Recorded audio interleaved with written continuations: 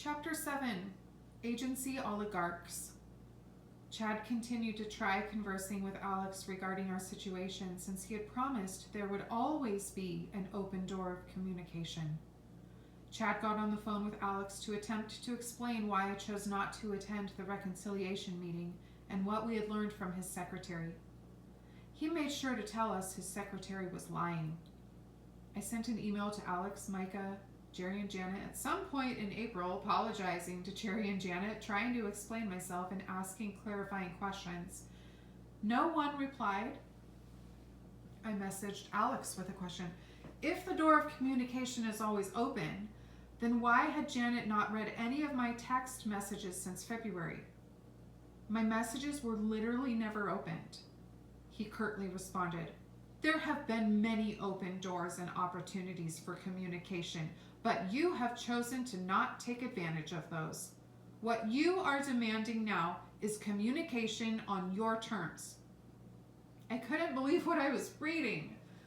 None of what he said was true. Did he really believe what he was saying? I was baffled. We were the ones to communicate openly in meetings and in our grievance letter. We requested mediation with Jerry and Janet. We were the ones to follow up multiple times to schedule a reconciliation meeting after we'd been fired. He was the one that called to tell us to apologize and that we would not work through our letter in that meeting. Was I really demanding communication on my terms, or were they demanding it on theirs? I'm pretty sure the opposite presentation of factual information and twisting the true state of reality, making something appear a certain way when it's actually not, is called gaslighting. We ended up scheduling one last video meeting with Alex. I had a small list of confrontational questions to ask him. Chad spent an hour laying out his plea to Alex and sharing his heart while I sat and listened. At the end, Alex said even Paul wanted to go to certain places but was prevented. I sat there incredulous that Chad was trying to get Alex to let us back in. I had to leave early anyway to take our son to the dentist for an appointment, so I said goodbye. My questions were left unasked. I was completely done with this group. I was sick of their tactics. I couldn't believe they were representing missions and stewarding God's call to the great commission he had placed on people's lives. Continued arguments over our belongings ensued. Patrick wanted us to donate our vehicle to his ministry, and all the rest of our household was to be absorbed by their ministry as well. I felt completely used.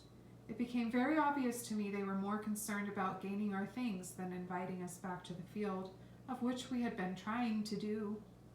Unfortunately, any chance of a quick, healthy recovery, streamlined conflict resolution, or restorative return to the field had been rapidly backpedaling due to the ineptitude of our quote-unquote leaders. Finally, we communicated with Stan and Jamie during another dinner meeting that we weren't sure we were done with that field.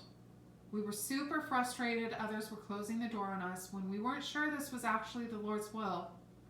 We might have a return in our future with another agency and needed to retain our belongings rather than transfer them to Patrick and Heidi. Stan agreed. Chad and I then began talking about the possibility of moving over from the small branch within the agency to the larger organizational body in case there was another team we didn't know about in that country. Chad got in touch with our pre-field counselor to discuss switching back over to the main body and what needed to be done. This man suggested calling and talking with the vice president of that company.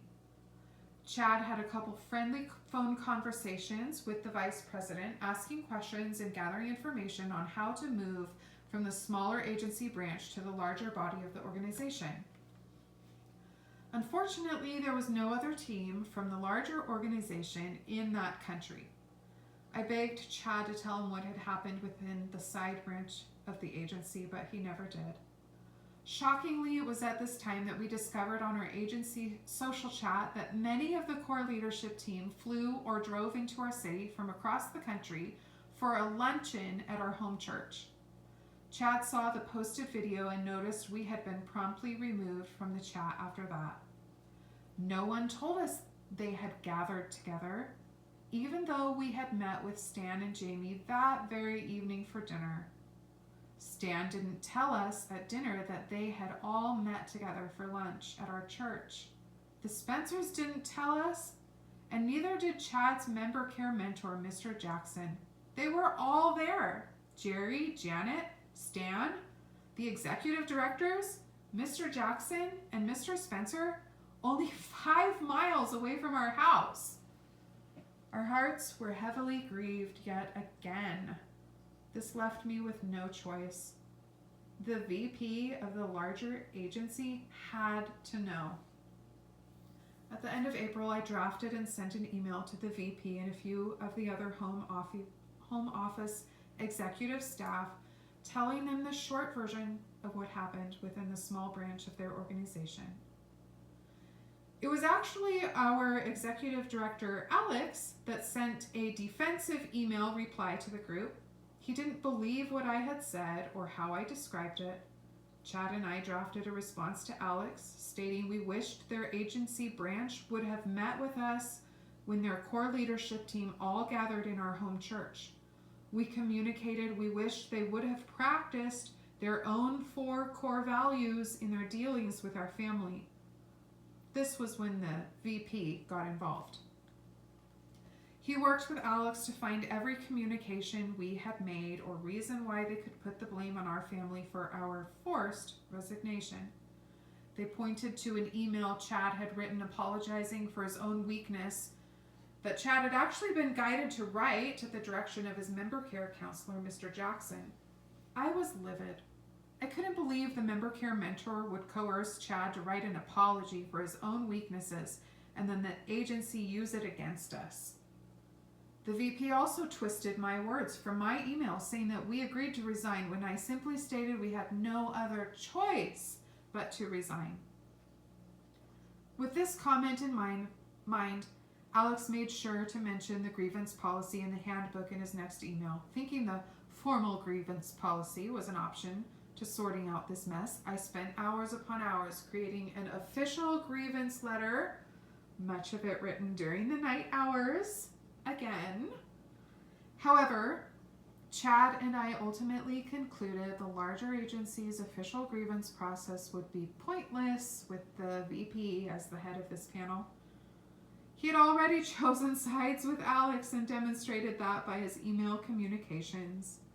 We didn't want to be part of this team or organization anyway, if this was the way the leadership from top to bottom treated their people. We also didn't want a grievance letter put on our file, which might threaten our chances of joining a different agency in the future. We wrote one last email stating our case, refuting all of Alex's and the VP's arguments. We stated we believed they conspired together in order to kick us out in retaliation over our grievance letter. We definitely received a warning text message from Stan at our home church, who had read and disapproved of our last email. Stan told us we had tried to go around the authority of the side branch by calling the VP to transfer back to the larger organization. Ultimately, the VP threw up his hands and gave the excuse that he didn't know all the conversations that had gone on. It was done. There was nothing else we could do but gulp down a forceful, humiliating resignation from this agency. When our account finally rolled over into resigned status on May 31st, 2021, I spent all of June trying to iron out our agency financial account before it was officially called a wrap. We had been paying out of pocket for our apartment rent, wiring funds overseas directly to the landlord. In return, Patrick would reimburse us with agency funds through his U.S. bank. It was so messed up. Strangely, we hadn't received reimbursement for the prior 4 months, nor for the amount the adoptive family had contributed to help with rent during their month-long stay in our flat. Patrick had also been drawing money out monthly from our agency account to cover other expenses he had on the field, such as apartment cleaning, car cleaning, and whatever else came up. Working with the head of finance in our agency, we calculated numbers and discovered Patrick owed us about $10,000, either directly or transferred from Patrick's account to ours. In my opinion, he was probably hoping none of this got sorted out. He would have gotten away with his mismanagement of funds by withholding rent reimbursement from us and leeching withdrawals out of our agency ministry account with no receipt reporting or accountability. The finance director was caught in the middle of this mess. These were not his best days in office, I'm sure of that. When all was said and done, what small amount was left in our account we requested to be dispersed to 4 other missionary accounts whom we knew or met at trainings during pre-field. The finance department honored our request. We contacted the International Christian School on our field, and one of their staff organized movers to pack and shift everything from our apartment into a storage warehouse. The school had already done this for a dozen other expat families that also evacuated the year prior due to COVID. This man also picked up the vehicle from Patrick and gave it to a pregnant teacher for their family to use. My anger festered into rage at the injustice of our situation. How dare they invite our family to the mission field and then leave us to tread water alone? How dare they ignore our trauma and shell shock? How dare they silence us, conceal the real issues, steal our mission, and steal our agency commissioning? How dare they attempt to absorb all our household belongings, vehicle, even our agency finance account for their ministry? How dare they place all blame on the scapegoat and send us packing into the desert wasteland? I felt completely devoured. I wanted justice. I wanted a pain and suffering settlement.